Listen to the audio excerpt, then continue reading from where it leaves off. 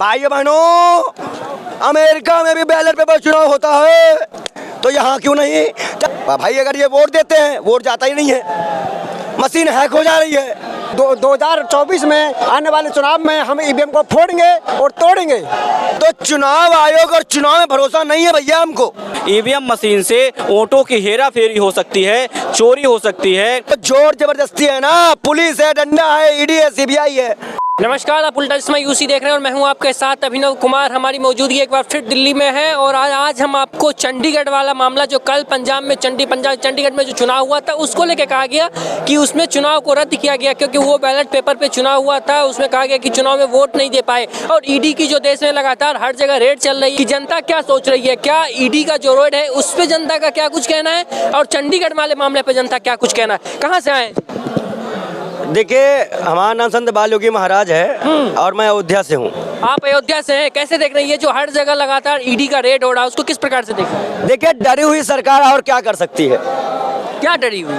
क्यों डरी नहीं है? अगर ईडी की रेड करनी हो तो हेमंत बिस्वा शर्मा करो, इसको मुख्यमंत्री बना दिए। देखिए, एक मसला तो है, आप ये मानिए, ईवीएम एक ऐसी खतरनाक बीमारी की तरह हो गया है, ऐसा खतरनाक बीमारी की तरह हो गया है, जो पहले चुनाव जब ये सत्ता में नहीं थे तो इनको बेगानी लगते थे। अब आज जब ये सत्ता में आ जाते हैं तो इनको ईवीएम प्यारा लगता है। तो कहीं ना कहीं अगर आज देखिए इतने बड़े लोग आ गए यहाँ पर, अब इनको इससे भी मांग नहीं है। जब हमने मुकदमा किया सुप्रीम कोर्ट में तो इन्होंने कहा कि हम ईवीएम देंगे, जांच करवाएंगे, ईवीएम में क्या मसला निकलता है। आज खुलेआम अधिकारी, पीठासीन अधिकारी किस तरह से इन्वैलिड कर देते हैं। तो चुनाव आयोग और चुनाव में भरोसा नहीं है भैया हमको। ये तो बार बार जीत के आएंगे और दलित, आदिवासी, पिछड़ा, माइनॉरिटी कुचला जाएगा, कोई किसी में मुतेगा, सरकार बना लेगा। तो कल तो कहा गया कि ईवीएम से चुनाव नहीं हो, बैलेट पेपर से चुनाव, फिर क्या दिक्कत आ गई? फिर भी आप लोग सवाल उठा रहे हैं। देखिए, चले हो तो जाए, चुनाव आयोग तो 19 लाख ईवीएम का ही मसला नहीं निकाल पा रहा है अभी तो। और चुनाव आयोग से पूछे कि आपके ईवीएम में हाथ पैर है क्या? कभी कब्रिस्तान पहुंचती है, कभी गाड़ी में पहुंच जाती है।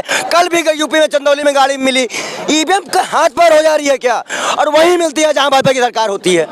तो अगर प्रधानमंत्री जी हमारी बात माने तो मुझे सवाल भी करते हैं, लेकिन यहाँ तो जोर जबरदस्ती है ना, पुलिस है, डंडा है, ईडी है, सीबीआई है। और विपक्ष को अब उन चेहरों पे दांव खेलना चाहिए, नए चेहरों पे दांव खेलना चाहिए जिन पे ऐसा कोई मुकदमा ही ना हो। किसे ईडी सीबीआई लाओगे? आपने नीतीश कुमार पलट गया, उन पे कोई मुकदमा नहीं था। देखिए, नीतीश कुमार जी के ऊपर क्या मुकदमा था, क्या नहीं था, लेकिन मैं एक बात याद दिला दूं बिहार की जनता को, 50,000 करोड़, 60,000 करोड़, 10,000 करोड़, 125 करोड़ मिल गए क्या? है जवाब। उलझने से पहले हमारी बायोग्राफी पढ़ लेना, फिर उलझना। मिला क्या? इतना नहीं मिला ना। सरकारी नहीं रही तो मिला कैसे? वो कह रहे हैं हमारी सरकार कैसे नहीं रह गई? जब आप दिए नहीं तभी तो नहीं रह गई। अब अगर आप प्रधानमंत्री थे तो आप देश के प्रधानमंत्री थे।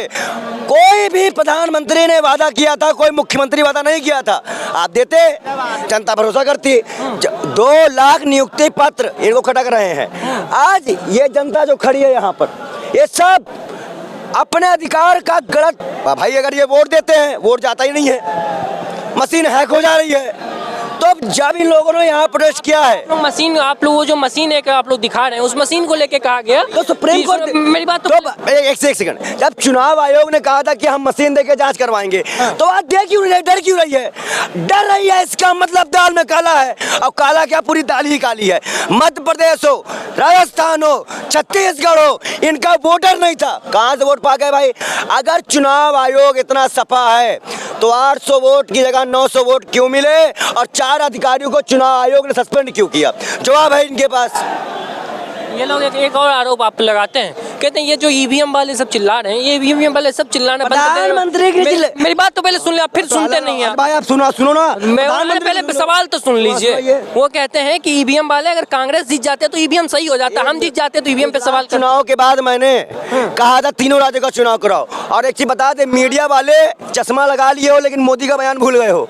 भाइयों बहनों, अमेरिका में भी बैलेट पेपर चुनाव होता है, तो यहाँ क्यों नहीं? जब खुद चिल्ला रहे थे तब तकलीफ नहीं थी, आज जनता करी तो तकलीफ है। इसका मतलब कि आपको बहुत प्यार है, महंगाई से प्यार है, बेरोजगारी से प्यार है, भ्रष्टाचार से प्यार है, और सब ऐसे प्यार है। ऐसे ऐसे प्यार है जो पहले नफरत हुआ करती थी चुनाव सत्ता में न रहने पर। तो यही सरकार है। सबसे बड़ी बात तो ये है ना कि कल एक खुलासा हुआ है क्या? कि ईवीएम को जिसको ईवीएम का ठेका दिया गया है, जिस कंपनी को, उस कंपनी के जिसको ठेका दिया गया है वो मंत्री भारतीय जनता पार्टी से ताल्लुक रखते हैं। तो हम भरोसा कैसे करें? आप सबसे बड़ी बात तो ये देखिए ना कि सत्ता में बैठी सरकार जो जिसको ठेका देती है ईवीएम का, और वो क्या कहते हैं, भारतीय जनता पार्टी के मंत्री हैं, उस कंपनी के मालिक। और सबसे बड़ी बात आपने कहा बिहार में, मैं तो बिहार की जनता से ये पूछना चाहता हूँ कि भाजपा से भी ये सवाल है कि भाजपा बेशरम है या देश के क्या कहते हैं बिहार के मुख्यमंत्री बेशरम है कि वही नीतीश कुमार हैं जो विधानसभा के बाहर भाजपा के कार्यकर्ताओं को पिटवाते हैं, डंडियां टूट गई, माथे फट गए, सर फटे वहाँ पे, और एक शायद सांसद किसी की मंत्री की मौत भी हुई थी वहाँ पे। तो कैसे नजरें मिलाएंगे वो लोग?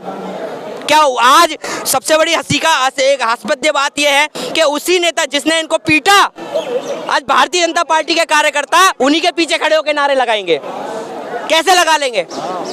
और ईवीएम की बात करते हैं बार बार। अगर ईवीएम कल ईडी जो लगातार पूछताछ कर रही है, कल बिहार में हुआ, आज भी हो रहा, आज झारखंड में होगा, उसको कैसे देख रहे हैं? देखिए, ये संरचना है तो चलती रहेंगी, ये संरचना है तो चलती रहेगी, क्योंकि जब तक भारतीय जनता पार्टी है तो संस्थाओं का दुरुपयोग ये करती रहेगी।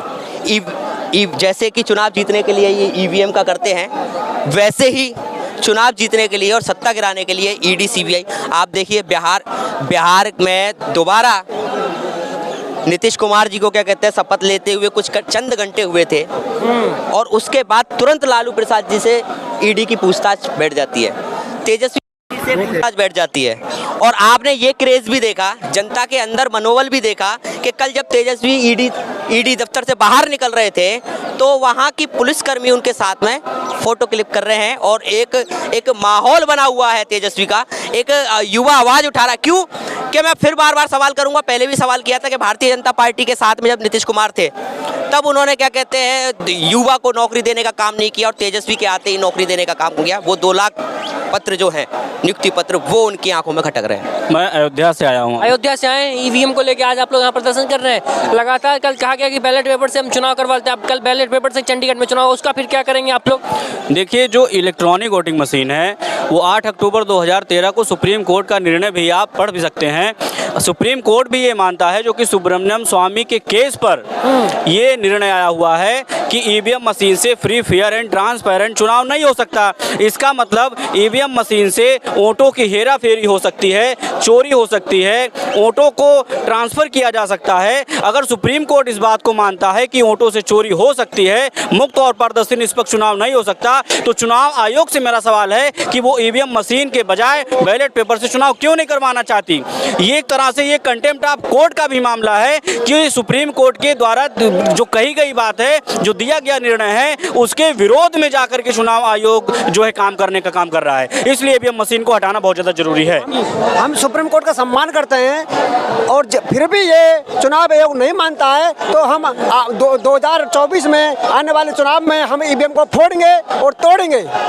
ये हम अभी आपको जनता की राय दिखा रहे थे। जनता की अलग अलग राय होती है। कुछ लोग ईवीएम को भी लेकर लगातार सवाल खड़ा कर रहे हैं, और ईवीएम को लगातार लेकर देश में व्यापी आंदोलन हो रहा है। और उसके बावजूद जो कल चंडीगढ़ में हुआ, उस पर भी लोगों का सवाल था, उस पर भी लगातार लोगों के आगे में के अंदर जो गुस्सा है वो भी निकल कर सामने आ रहा है। और अपने आप में आप लोग क्या कुछ सोच रहे हैं इस पूरे ईडी को लेके, ईवीएम को लेके, चुनाव आयोग को लेके? आपकी क्या प्रतिक्रिया कमेंट में बताइएगा, आपके कमेंट का इंतजार रहेगा। तो फिलहाल के लिए इतना ही, बाकी की तमाम को देखते रहिए उल्टा समय यूशी। धन्यवाद।